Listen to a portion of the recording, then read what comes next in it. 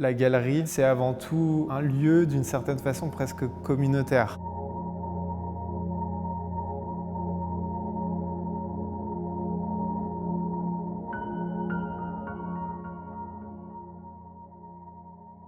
J'ai grandi dans une famille d'artistes. Mes parents faisaient partie de toute cette émulsion superbe de l'époque, les débuts de la Villa Arson, avec des galeristes tels que Air de Paris, qui, malgré le fait que j'étais très jeune, ont vraiment contribué à ma façon d'évoluer dans ce milieu et dans mon envie de créer cette galerie.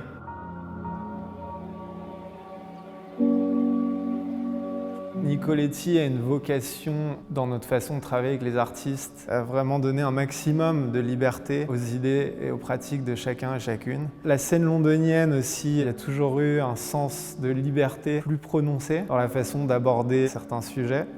Nicoletti sait vraiment défendre que l'art est une voie qui permet de discuter d'une façon plus sensible, plus poétique, mais de sujets qui sont brûlants. Le programme s'est fondé autour de sujets liés à l'écologie, l'histoire coloniale, qui sont intrinsèquement liés.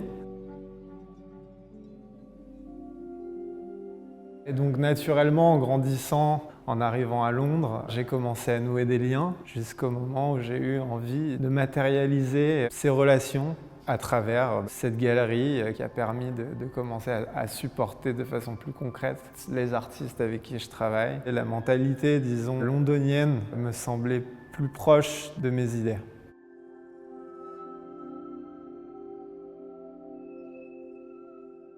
Pour parler de marché, justement, je pense que ces 10 dernières années ont été vraiment très spéculatrices, très marquées par le côté ultra-capitaliste du marché de l'art, ce qui était très néfaste. Je pense qu'on est en train de revenir à l'essence que la conception de l'art doit être, et qui ne soit pas dirigée par le marché, mais plus par la rencontre, par l'expérience, par la sensibilité.